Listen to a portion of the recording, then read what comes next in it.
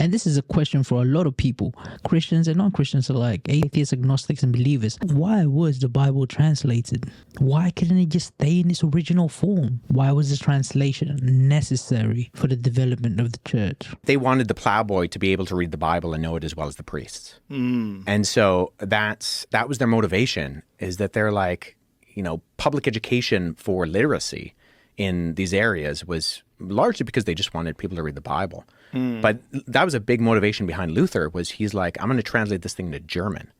Because part of his kind of kicking off of what we call the Protestant Reformation was that he read the Bible in Greek, because there was a guy named Desiderius Erasmus who was they call them humanists, but it means something different than now. Humanists were like scholars who were trying to figure out the entirety of human knowledge up until that point. Whoa. Like Renaissance men kind of, right? So Desiderius Erasmus is like one of the last true Renaissance men.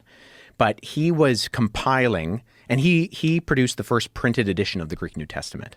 And so he comes out with this printed edition of the Greek New Testament, and Luther gets his hands on it. And so he's reading that, and he notices that in Matthew's gospel, the word that's in the Latin is penitentiam agite, do penance. In Greek is metanoite, which is repentance. And the church was using this as like, you need to do penance. You need to, do all of this stuff to show that you're sorry. And part of that was, paying the church. And Luther reads this and he goes, hey, guys, this means something different. This means repentance. It means changing your mind. It doesn't mean like to actually do things.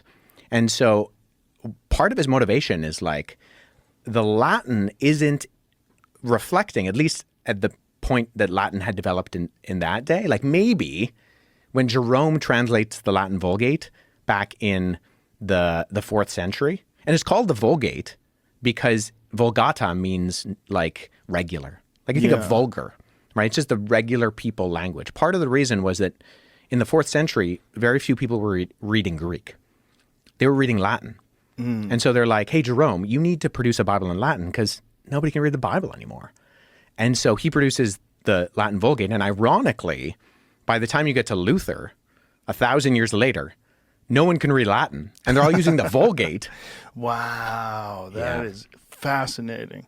Wow.